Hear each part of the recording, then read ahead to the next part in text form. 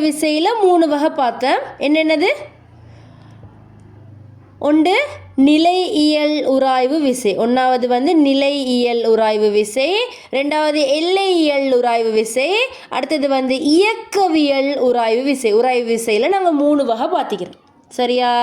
இந்த உராய்வு விசையில் இந்த நிலையியல் உராய்வு விசைக்கு கீழே எழுதிக்கோங்க. விசை பிரயோகித்தாலும் இது கீழே எழுதுங்க. விசை பிரயோகித்தாலும் சார்பியக்கம் இல்லை. விசையை கொடுத்தாலும் இயங்கல்ல. ஒத்தர் இந்த பஸ்ஸை தள்ளுற நேரம் பஸ் என்ன செய்யலை, இயங்கல்ல. அதை மாதிரி நிலையே இருக்குது பொருள். விசை பிரயோகித்தாலும் இயக்கம் இல்லை.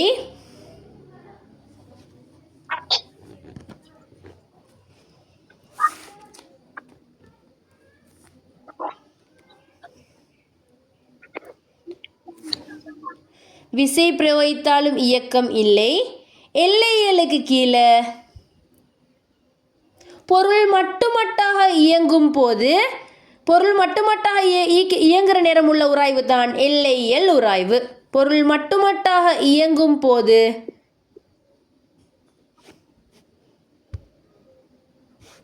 இங்கே சார்பியக்கம் நடைபெறும் போது, இயக்கவியல் உராய்வு சார்பியக்கம் நடைபெறும் போது மட்டுமட்டாக வந்தால் அது எல்லை, இயங்கல்ல என்று சொல்லி வந்தால் நிலை, இயங்குற நேரம் சொல்லி வந்தா சார்பியக்கம், இல்லாட்டி இயங்குறது வந்தா இயக்கவியல்.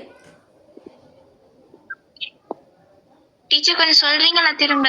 ஓகே, 3 உராய்வு விசை இருக்குது ஷைமா. சரியா? நிலையியல், எல்லையியல், இயக்கவியல். சரியா? இதில் நீங்கள் ஒரு பஸ் ஒன்று இருக்குது, நீங்கள் ஒத்தர் நின்று தள்ளுறீங்க, பஸ் போகுமா? இல்ல. அப்ப நீங்க விசைய கொடுத்தும் ஐநூறு இயக்கம் நடக்கல. அப்படியே நேரம் ஈக்கிற உராய்வு நிலையே ஈக்குது பஸ். அப்படியே ஈக்கிற நேரம் உள்ள உராய்வு பெயர் நிலையியல் உராய்வு. சரியா? இப்ப நீங்க ஒரு 4 பேர் சேர்ந்து அந்த பஸ்ஸை தள்ளுறீங்க. பஸ் என்ன செய்யும்? கொஞ்சம் கொஞ்சம் மூவ் ஆகுமா இல்லையா? அப்படி அந்த மட்டுமட்டாக இயங்குற நேரம் ஈக்கிற உராய்வு விசை தான் எல்லையியல் உராய்வு விசை.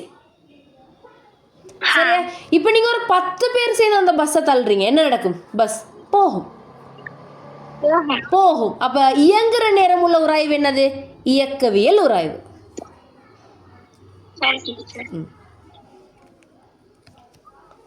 அடுத்த பாயிண்ட்ல எழுதுங்க. உராய்வு விசையில் செல்வாக்கு செலுத்தும் காரணிகள். உராய்வு விசையில் செல்வாக்கு செலுத்தும் காரணிகள். உராய்வு விசையில் செல்வாக்கு செலுத்தும் காரணிகள். உராய்வு விசையில் செல்வாக்கு செலுத்தும் காரணிகள். யார் யார் இந்த உராய்வில் செல்வாக்கு செலுத்துற? யார் யாருன்னு சொன்னா போட்டுக்கோங்க.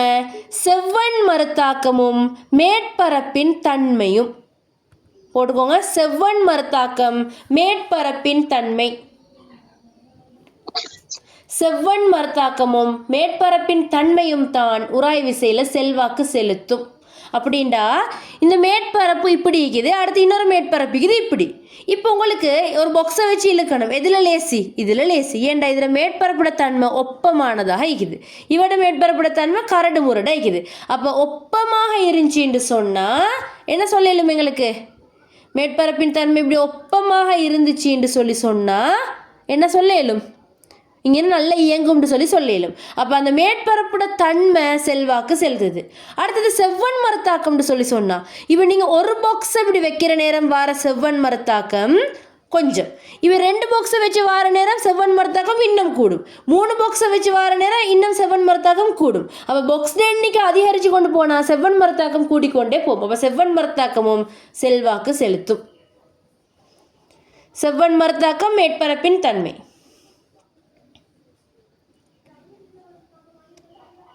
செல்வாக்கு செலுத்தாத காரணின்னு சொல்லி போடுங்க. அடுத்தது செல்வாக்கு செலுத்தாத காரணிண்டு.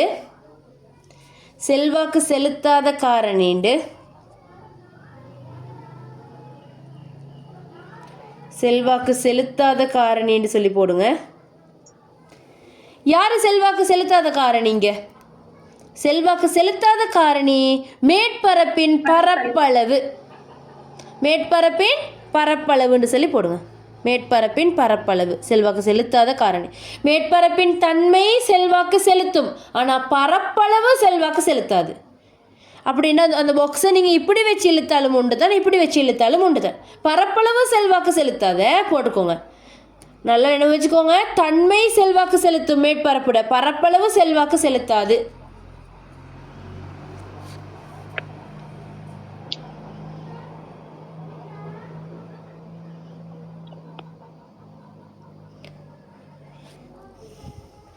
இப்போ உங்களுக்கு இப்படி ஒரு கேள்வி இருக்குது. இந்த பாக்ஸை ஒரு இடத்துல வச்சு தள்ளுறாங்களாம். உராய்வில் எந்த காரணியை டெஸ்ட் பண்ணுறதுக்கு இந்த ப்ராக்டிக்கல் செய்கிறாங்க? எந்த காரணி? இப்போ நான் 3 காரணி சொல்லிக்கிறேன். மேற்பரப்பின் தன்மை, மேற்பரப்பின் பரப்பளவு, செவ்வன் மறுத்தாக்கம். இது ரெண்டுலையும் யாரை மாற்றி வச்சுக்குது? பாக்ஸ் 2 உண்டு. யாரை மட்டும் மாற்றிக்குது? மேற்பரப்பை மட்டும் மாற்றிக்குது.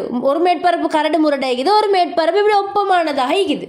இப்போ உங்களுக்கு எதுன்னு சொல்லலும் என்ன தன்மையை சாய்ஸ் பண்ண போகிறாங்க? இங்கே மேற்பரப்பின் தன்மையை செக் பண்ணுறதுக்கான பரிசோதனை தான் இது, மேற்பரப்பின் தன்மை.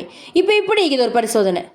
ஒரு இதில் இப்படி ஒரு பாக்ஸ் இருக்குது, இன்னொன்றில் வந்து இப்படி மேலே 2 3 வச்சுக்குது. இப்போ யாரை டெஸ்ட் பண்ணுறாங்க?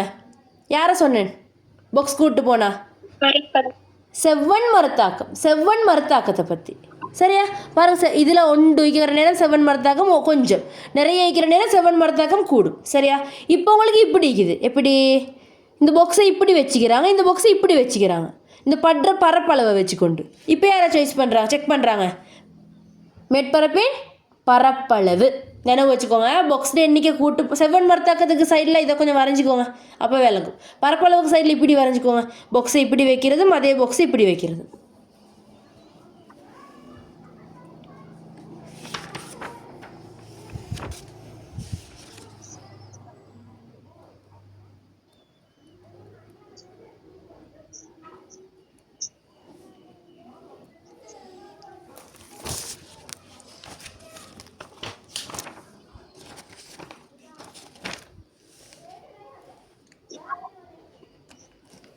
சரியா? அடுத்தது உராய்வை குறைக்கிற முறைகள். உராய்வை குறைக்கிறதுக்கு என்ன செய்கிறாங்க? மேற்பரப்பை ஒப்பமாக்குறாங்க. இப்போ நீங்கள் ஒரு கத்தி எடுத்து வெட்டுறீங்க, வெட்டிப்படுத்தியில் என்ன செய்கிற? இதை கூர்மையாக்குற, சீவி. அப்போ ஒன்று மேற்பரப்பை ஒப்பமாக்கி உராய்வை குறைக்கலும்.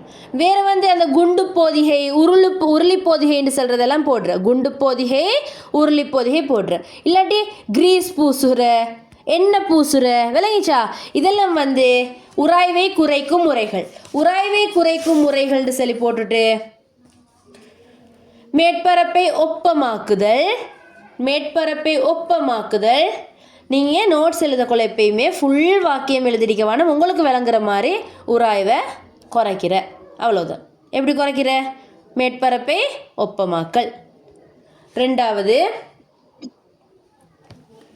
மேற்பரப்பை ஒப்பமாக்கல். அடுத்தது ஏன்னா ஸ்கூல் நோட்ஸும் வந்து ஃபுல்லாக தான் நீங்கள் எழுதிப்பீங்க. இப்போ இதை வந்து நீங்கள் உங்களுக்கு விளங்குற மாதிரி உங்களோட ஃபார்மில் எழுதுங்க நோட்ஸு. 2வது கிரீஸ்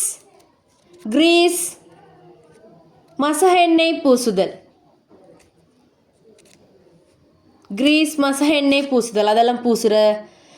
அடுத்தது குண்டு போதிகை, உருளி போதிகைன்னு போடுங்க. அந்த குண்டு போதிகை, உருளி போதிகை எல்லாம் போடுற இந்த உராய்வை குறைக்கிறதுக்கு.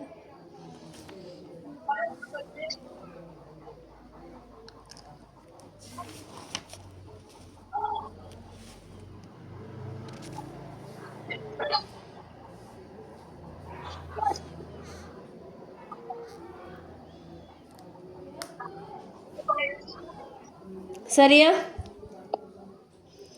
அடுத்தது உராய்வை அதிகரித்தல்னு போடுங்க. உராய்வை அதிகரித்தல். உராய்வை கூட்டுறதுக்கு என்ன செய்கிற? உதாரணத்துக்கு உங்களோட ஸ்லிப்பர் ஈகம் தானே, ஸ்லிப்பருக்கு கீழே இப்படி ஃப்ளெட்டாக ஈக்கிறத விட கீழே இப்படி வெட்டு போட்டிக்கும் நிறைய ஸ்லிப்பருக்கு கீழே. இப்படி வெட்டு போடுறதுனால உங்களுக்கு என்ன நன்மைன்னு சொன்னால் என்ன செய்யலும்? உங்களுக்கு வலுகாமல் நடந்து கொண்டு போகலும், வலுகாது. இந்த ஸ்லிப்பர் வந்து தேஞ்சிச்சின்னு சொன்னால் இந்த வெட்டெல்லாம் கீழே இல்லாமல் போய்ட்டுரும். அப்புறம் என்ன செய்யும்? ஸ்லிப்பர் வலுவிட்டு போக ஸ்டார்ட் ஆகும். விளங்கிச்சா? அப்போ இந்த வெட்டு போடுறதுனால நாங்கள் உராய்வை கூட்டுறோம், அதால் எங்களுக்கு என்ன நன்மை? புலாமல் நடக்கலும். டயர்கள்லையும் பாருங்கள் இப்படி வெட்டுக்கள் ஈக்கும். சரியா? இப்படி வெட்டுக்கள் இல்லாமல் டயர் தேஞ்சு போனால் மழை காலத்துல எல்லாம் டயர் என்ன செய்யும்? வலுவி கொண்டு போக ஸ்டார்ட் ஆகிரும். விளங்கிச்சா? அப்போ உராய்வை கூட்டுறதுக்கு பாதணியின் அடியில் வெட்டுக்கள் இடல், வெட்டுக்கள் இடல், வெட்டுக்கள் இடல்.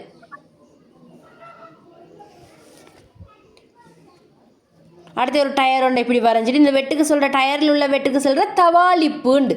சரியா, இங்கே போடுவோம் தவாளிப்பு இடல். டயர் ஒன்றை வரைஞ்சி தவாளிப்பு இடல், தவாளிப்பு இடல்.